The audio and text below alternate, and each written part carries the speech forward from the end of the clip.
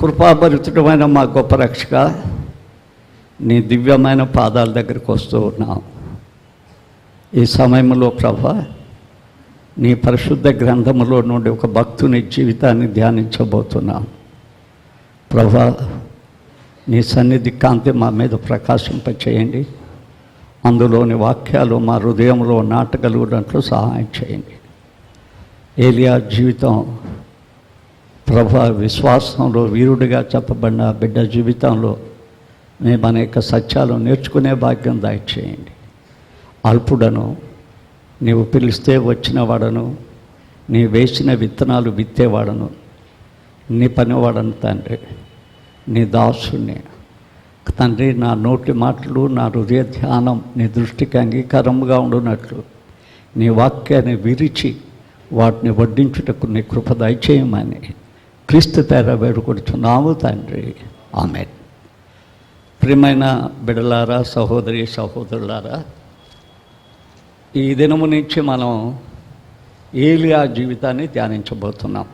దాదాపు ఒక 7-8 వారాలు పట్టొచ్చు. అక్కడ మ్యాటరు నేను ధ్యానించే కొలది, చెప్పే కొలది దాన్ని మనం ఇంకా వివరించుకోవడానికి వీలు చేసుకున్నాం. ఏలియా రాజుల కాలంలో ఒక గొప్ప ప్రవక్త. అసలు మీరు బైబిల్ గ్రంథం చదివితే ప్రవక్తలు అని రాయబడి ఉన్నారు. ఈయన ఒక గ్రంథం రాయలేదు, కానీ 15 సంవత్సరాలు పనిచేశాడు. అద్భుతమైన పరిచర్య. ఈయనకు ఇల్లు లేదు, ఎక్కడ జీవిస్తున్నాడో తెలియదు, ఆయన అన్నదమ్ములు ఎవరో తల్లిదండ్రులు ఎవరో తెలియదు. అదంతా చరిత్రలో దాచిపెట్టబడి ఉంది. అది అన్వేషించబని లేదు, వెతుక్కోబని లేదు. కానీ కొత్త నిబంధనలో జరిగిన ఒక మహా సంఘటనలో ఏలియా కనబడతాడు. ఒకనాడు యేసు ప్రభు యోహాను, పేతురు, యాకోబులను నెట్టబెట్టుకొని రూపాంతరపు కొండ మీదకి వెళ్ళాడు. ఆ రూపాంతరపు కొండ మీదకి వెళ్ళాడు. ఆ కొండ మీద ఆయన ఆత్మతో పరవశుడవుతున్నాడు. అంతేకాదు, ఆయన చేయిపోయే బలియాగాన్ని గురించి సిద్ధపడుతున్నాడు. ఆయన వచ్చిన పరిచర్య అయిపోయింది. గలిలయ పరిచర్య అంతా పనిచేశాడు. ఇక్కడ గల్వరిలో తన ప్రాణాన్ని దారబోయాలి. తాను మానవుని కొరకు ఒక యజ్ఞం కావాలి, ఒక యాగం కావాలి. ఆ సమయంలో ఆయన రూపాంతరం చెంది ధ్యానిస్తున్న సమయంలో ఇటుపక్క మోసే, అటుపక్క ఏలియా వచ్చారు. సిరి ఒక పక్క వచ్చి ఆయన్ని బలపరిచి ఆయనతో మాట్లాడి, వారందరూ వెళ్ళిపోయిన తర్వాత యేసు రూపాంతరం చెందాడు. ఆ స్వరూపాన్ని ఆ శిష్యులు చూడలేకపోయారు. ఆయన ఉన్నప్పుడే పేతురు ఒక మాట అంటాడు. ఏమంటాడంటే, మనందరం ఇక్కడే ఉండిపోదాం, ఆ శ్రమలు వద్దు, ఆ కష్టాలు వద్దు, అయ్యేమొద్దు. చేపలు పట్టడానికి చేతగాని పేతురు అక్కడేమంటాడంటే, మీ ఇద్దరికి 3 పర్ణశాలలు నిర్మిస్తాను, మీ ఇద్దరికి 3 పర్ణశాలలు మీ ముగ్గురికి నేను నిర్మిస్తాను, మీ ముగ్గురు కూడా ఇక్కడే ఉండిపోండి కొండ మీద, మేము ఇక్కడే చూసుకుంటూ ఉంటాం అని పెద్ద ఆశ చెందాడు. చూసారా, ఆయన యేసుతో కూడా రూపాంతరపు కొండలోనికి దిగ్గపడిన ఒక పెద్ద ప్రవక్త. ఆయన చరిత్ర చాలా ఆశ్చర్యకరమైన చరిత్ర. దాన్ని మనం ధ్యానించబోతున్నాం. తర్వాత ఇంకా ఒక విషయం ఏంటంటే, ఆయన 15 సంవత్సరాలు జీవించాడు. 15 సంవత్సరాలు జీవించాడు.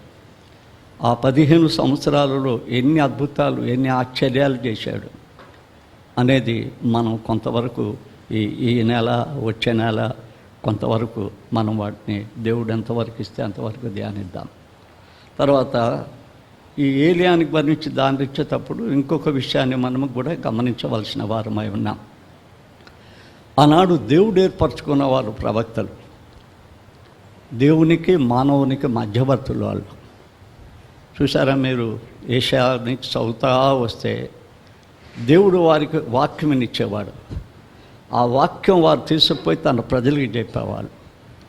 తమ ప్రజల యొక్క బలహీనతలు ఏంటో తీసుకొచ్చి దేవునికి చెప్పేవారు. దేవుడు వీరి ద్వారా వారికి వర్తమానం పంపించేవాడు. ప్రజలు ఎలా ఉండాలో, ఏం చేయాలో అని వర్తమానం పంపించేవారు. ఈ రాజుల కాలంలో ప్రవక్తలు గంభీరమైన పాత్రను పోషించారు. ఎందుకంటే అనేకసార్లు ఈ రాజులు ప్రవక్తల్ని చెండాడారు, ప్రవక్తల్ని హింసించారు, ప్రవక్తల్ని ద్వేషించారు, వారి రాజకీయానికి వారి వస్వానానికి లోబడలేదు అనే ఉద్దేశంతో అనేక ఇబ్బందులు కలుగజేశారు.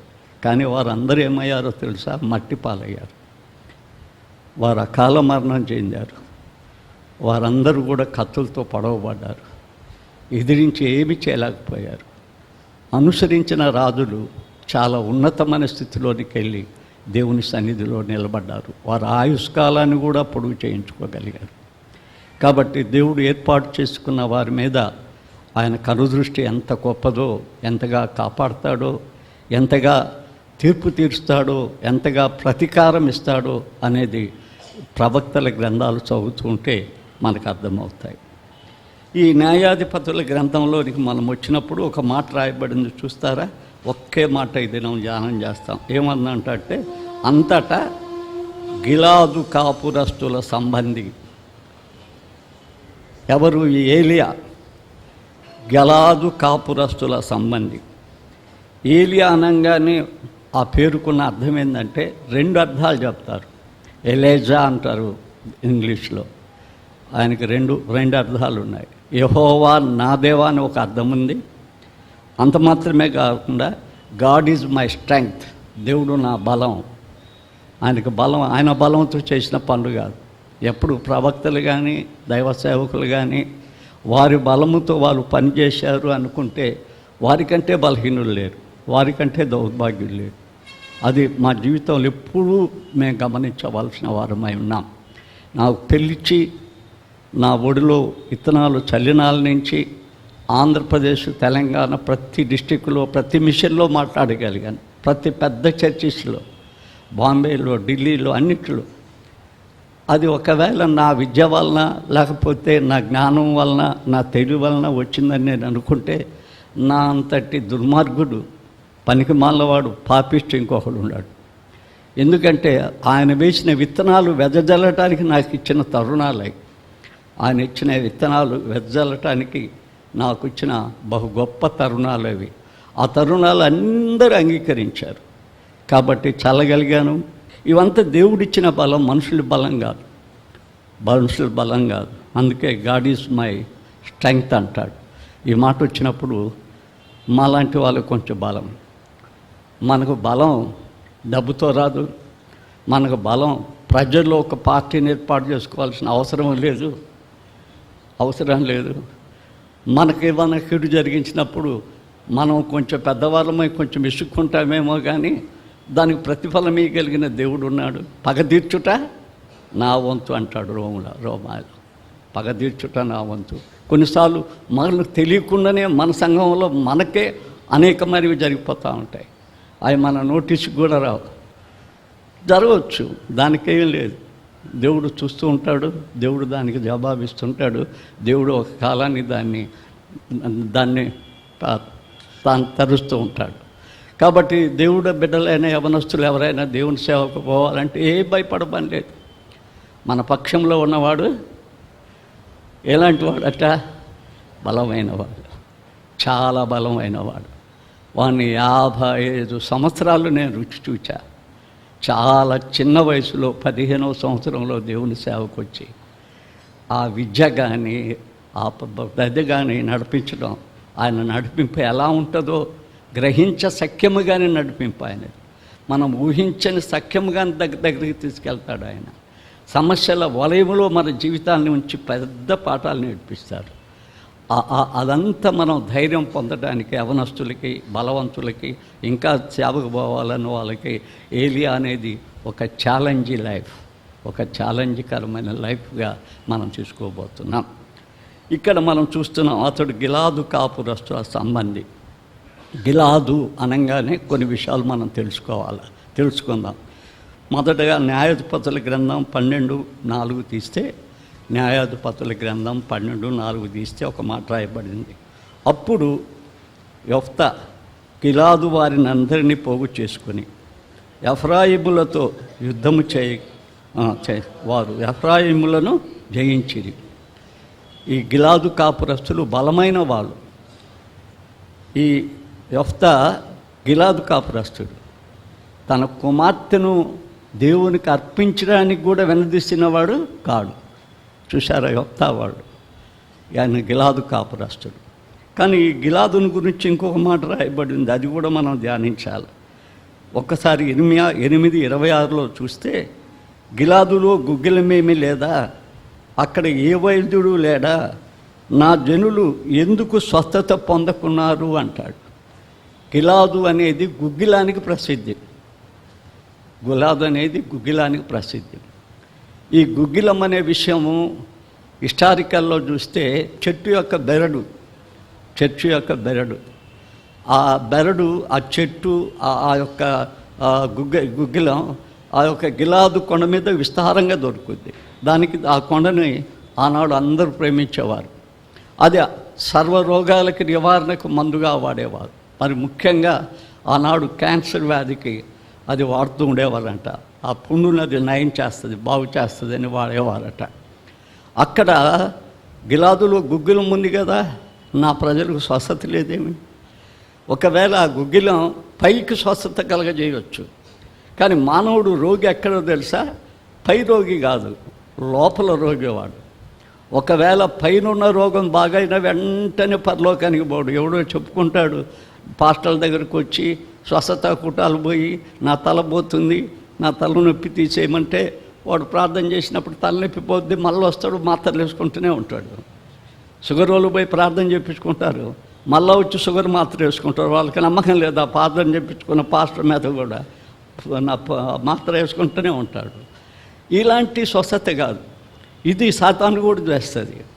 మీరు ఇంటి దగ్గర చూడండి, 2వ దశలోనిక పత్రిక 2వ అధ్యాయము 7వ వచనంలో ఈ యాంటీ క్రైస్ట్ వచ్చినాక వాడు చేసే పనులు అయ్యే సూచక్రియలు, మహత్కార్యాలు, సంఘాలను చీల్చటం, ఇలాంటి పనులు చేస్తాడు వాడు పనులు ఈ లోకాల్లో సంఘంలో ఇప్పుడు విస్తరిస్తూ ఉన్నాయి. 2వ దశలోనిక 2వ అధ్యాయము 7వ వచనం రాసుకుని ఇంటి దగ్గర చూడండి, లేకపోతే నన్ను అడగండి కదా. అలాంటిది ఎక్కువైపోయింది. గిలాదు అనగానే చాలా గిలాదులు వచ్చి ఉంటాయి. స్వస్థపరిచేవాడంటే గిలాదు అని పేరు పెట్టుకుని ఉంటారు. ఇప్పుడు క్రైస్తవంలో కూడా ఒకటి వచ్చింది కదా, ఏమొచ్చింది, పుణ్యక్షేత్రాలు వచ్చేసాయి. ఎక్కడెక్కడో పుణ్యక్షేత్రాలు ఏర్పడుతున్నాయి. అక్కడికి వెళ్తే స్వస్థ పొందుతాం, అక్కడికి వెళ్తే బిడ్డలు పుడతారు, అక్కడ ఉంటే అనేకమైన కార్యాలు జరుగుతాయి. ఇర్మియా 46:11 ఐగుప్తి కుమారి కన్యక గిలాదుకు వెళ్ళి గుగ్గిలము తెచ్చుకును, విస్తారమైన ఔషధము తెచ్చుకునుట వ్యర్థమే, నీకేం కలగదు, చికిత్సే కలగదు. గిలాదులో గుగ్గిలం కొరకు పోకూడదు. అసలు గిలాదు అంటే ఏంది? మనందరం గిలాదు వారం అవ్వాలా? ఏలియా గిలాదు కాపురస్తుడు. గిలాదు అంటే ఏంటి అంటే, ఒక్కటేసారి మనం కీర్తన 68 చదవండి, ఇంటి దగ్గర అది చదవండి. ఇప్పుడు చదివినా కూడా గమ్మున ఉండండి, చాలా పేర్లు ఉంటుంది, చాలా వచనం ఉంటుంది. అక్కడ ఒక మాట అంటాడు, ఏమంటాడో తెలుసా, గిలాదు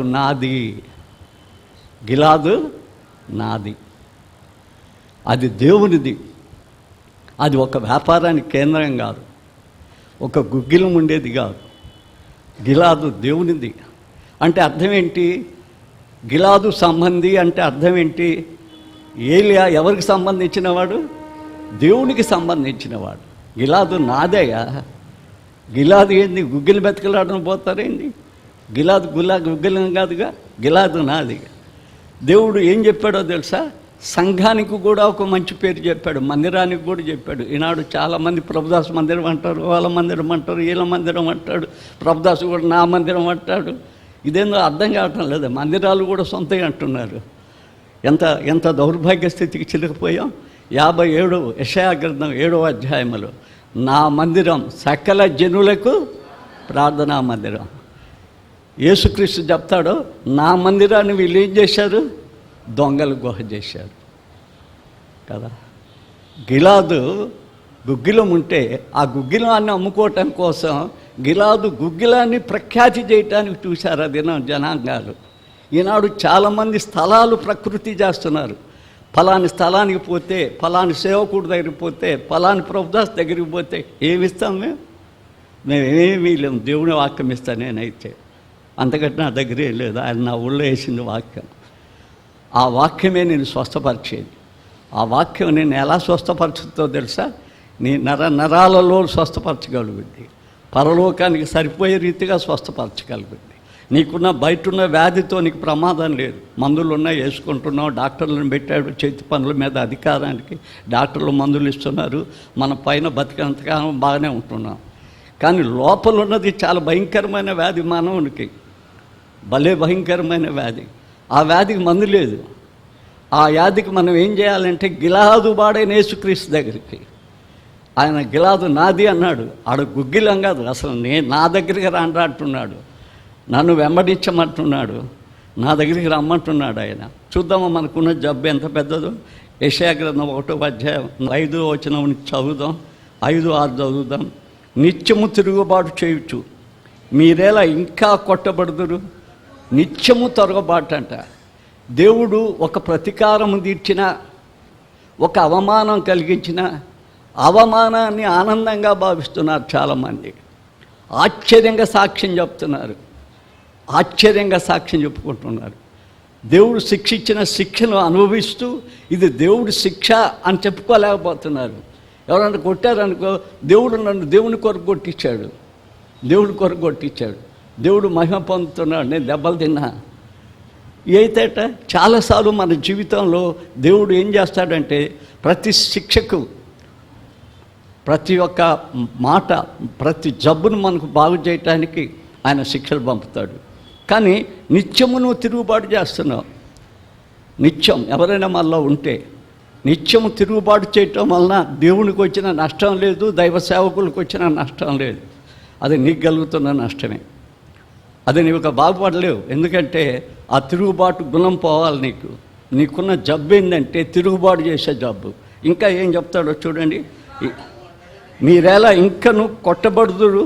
ఇంకా ఎక్కడ కొట్టాలి మిమ్మల్ని? ఎన్ని జబ్బులతో కొట్టియాల నేను? ఎన్ని అవమానపు జబ్బులు నీ శరీరానికి నీకు రావాలి? నేను ఎందుకు కొట్టాలి? చూసావా, ఇంకా చెప్తాడు చూడండి. ప్రతివాడు నడినెత్తిన వ్యాధి కలిగి ఉన్నాడు. ప్రతి వాని గుండె ఏమైపోయింది? బలహీనమైంది. అది దేవుని గుండెగా పనిచేయటం అలా సైతాను గుండెగా పనిచేస్తుంది.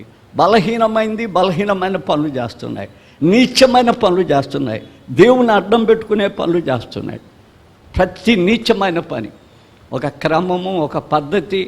దేవుని మహిమపడుతున్నాడా ఈ కార్యంలో? దేవుని కార్యమైంది అని అనాలోచితంగా చేసేయటం, తన కోసం, తన మహిమ కొరకు. ఇంకా ఏం రాయబడిందో చూసండి.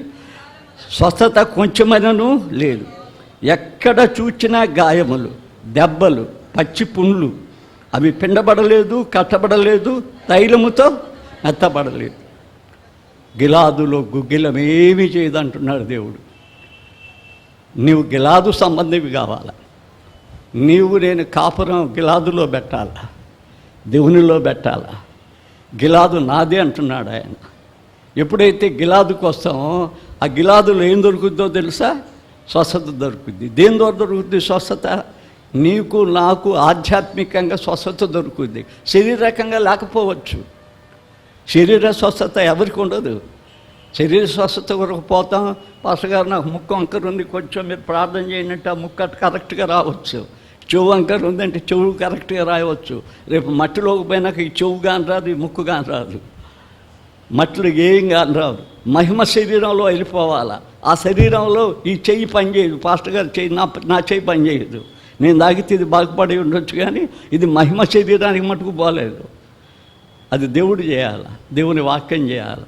అందుకే నిర్గమాకాండంలో ఏమంటాడో చూడండి. స్వస్థత, నెమ్మది రావాలంటే ఎక్కడంటే 15వ అధ్యాయము 26వ వచనం. దేవుడైన యెహోవా వాక్కును ఏమనాలా? శ్రద్ధగా విని ఆయన దృష్టికి న్యాయమైనవి చేసి, అన్యాయమైనవి చేయగాకండి. పొద్దుస్తం అన్యాయమైనవి చేస్తే దానికి తంట ఎవరో పడతారు అనుకోవద్దు. తువ్విన గుంటలో తుయ్యినోడే పడతాడు, ఇంకెవరు పడరు. అన్యాయముగా న్యాయమైనవి చేసి ఆయన ఆజ్ఞలకు ఏమై ఉండాలా? విధేయులై ఉండి ఆయన కట్టడలను అనుసరించి నడిచిన ఎడల నేను ఐగుప్తీయులకు కలుగ చేసే రోగములో ఏదీ మీకు రానియను, నిన్ను స్వస్థపరిచే యెహోవాను నేనే. ఇప్పుడు మనం నేర్చుకోవాలా. గిలాదు అంటే ఆయనది. ఆయన కాపురం ఉన్న స్థలంలో ఉంటున్నాడు. ఎవరు? ఏలియా. ఆయన ఎక్కడున్నాడో అక్కడ ఉంటాడు ఏలియా. ఇప్పుడు నువ్వు నేనేం చేయాలా? యేసుప్రభు ఎక్కడున్నాడో అక్కడ ఉండాలా, అంతేనా? యేసుప్రభు ఎక్కడుంటే అక్కడ ఉండాలా? ఒకరు వచ్చి నన్ను అడిగాడు ఒకసారి, నేను భలే సినిమాలు చూసేవాడిని, కొన్ని లక్షలు ఇస్తే కూడా మానటానికి చేతగాని వాడిని. ఇప్పుడు కొన్ని లక్షలు ఇస్తున్నా కూడా చూడను. నేను యేసుప్రభులు సంపూర్ణంగా వచ్చి సేవ చేసినప్పుడు, సేవలో కొంతకాలం తోటిల్లా, ఇప్పుడు తీసుకుపోయి కూసబెట్టిన చేత కాదు, లక్షలు ఇచ్చినా నేను పోను. ఇంట్లో కూడా చూడను, టీవీలో కూడా. చూసావా? ఆయన అడిగాను నన్ను, నేను సినిమాకి పోయే పిచ్చింది, ఏం చేయాలి సార్ అని. సినిమాలో యేసుప్రభుని పక్కకు కూర్చుంటాడా? యేసు ఉన్న సినిమాలో నువ్వు ఉన్నావా? ఆయన నువ్వు ఇద్దరు కలిసి చూడగలిగితే పోను ఆయన అని చెప్పాడు. మీ ఇద్దరు కలిసి చూడగలిగితే పో అంటే అర్థం ఏంటి? గిలాదు సంబంధి, గిలాదు కాపురస్తుడు అంటే యేసుతో కలిసి ఉన్నాడు. ఆయన కాపురం ఎక్కడుంది? యేసుతో ఉంది. నీ కాపురం ఎక్కడుంది? సైతాన్తో ఉంటేట. గుళ్ళోకి వచ్చేటప్పుడు మంచి కాపురం చూపిస్తున్నావు, కానీ నీ నిజమైన కాపురం ఎక్కడ? గిలాదులో నువ్వు కాపురం పెట్టావా? గిలాదు నాది అన్నాడు కదా, ఆయనతో నువ్వు కాపురం చేయాలి కదా. ఆయన ఉన్న స్థలంలో నువ్వు ఉండాలా, ఆయన ఉండకూడని స్థలంలో నువ్వు ఉండకూడదు. అది ఏలియాకు బలం, ఆయన ఉండే స్థలం. ఆ స్థలం మనం చూడలా. ఆయనకి ఇల్లు లేదు, ఆయన తల్లిదండ్రులు లేరు, ఆయన పేరు లేదు.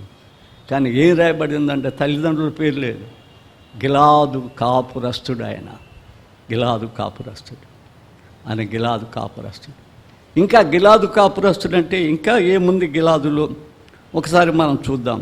గిలాదులో ఇంకా ఏముందంటే, ఈ గిలాదు అనే మాటకి అర్థం ఏమిటంటే సాక్ష్య సమూహం. సాక్ష్య సమూహం. గిలాదు అంతా సాక్ష్య సమూహం. యొప్తాను చూపిస్తుంది, దేవుని చూపిస్తుంది, ఏలియాను చూపిస్తుంది. ఇంకా చాలామంది ఉన్నారు. వీళ్ళందరూ గిలాదు వాళ్ళు. మనమంతా సాక్ష్య సమూహంలో చేరిన వారం. హెబ్రీ 11 చూసారా? ఎంత మంచి మాట రాశాడో నీకు నాకు. ఇంత గొప్ప సాక్ష్య సమూహము మేఘము వలె మనల్ని ఆవరించి ఉందట. మనం ఒంటరిగా లేము, మన చుట్టూ పెద్ద సాక్ష్య సమూహం ఉంది. ఒకనాడు ఎలీషా చుట్టూ సైన్యం వచ్చేసింది. శిష్యులందరూ వచ్చారు. శిష్యులు వచ్చి ఏలియా దేవసేవకుడా, అమ్మ ఎంత సైన్యం దిగింది, సిరియా సైన్యం, ఇక మనల్ని ఉంచదు, మనం చనిపోతాం, మనం చాలా గొప్ప కష్టంలో ఉన్నాడంట. అప్పుడు దేవుడు ప్రార్థన చేసి ఎలీషా దేవుడు ప్రార్థన చేసి ఇప్పుడు కన్ను తెరిచి, ఆత్మీయ కన్ను తెరిచి చూడమన్నాడు. చూస్తే ఆంతర్యంలో చూస్తే పెద్ద సైన్యం ఉంది, పరలోక సైన్యం, ఆదృశ్య సైన్యం ఉంది. ఆదృశ్య సైన్యం వాళ్ళ చుట్టూ ఆదృశ్య సైన్యం ఉంది. ఈ సైన్యం ఏం చేయలేదు వాళ్ళని. ఈ సైన్యం ఏం చేయలేదు. ఏదో 4 ఆటలు ఆడిస్తుంది అంతే తప్ప, 4 శ్రమ పెడుతుంది అంతే తప్ప, 4 బోర్లు ఉత్తుంది అంతే తప్ప చేయగలిగే శక్తి ఏం లేదు. అంత సైన్యం ఉంది. ఇప్పుడు మన చుట్టూ ఎవరున్నారు తెలుసా? ప్రతి సాక్షి సమూహం చూస్తారా? హెబ్రీ 11:1 గొప్ప సాక్ష్య సమూహం. అందుకే ఒక మాట రాస్తాడు అక్కడ. ఏం మాట రాస్తాడంటే, సులభముగా చిక్కులబెట్టు పాపమును విడిచిపట్టి విశ్వాసమును కర్త అయినా ఆయన వైపు చూస్తూ పరిగెత్తాలి.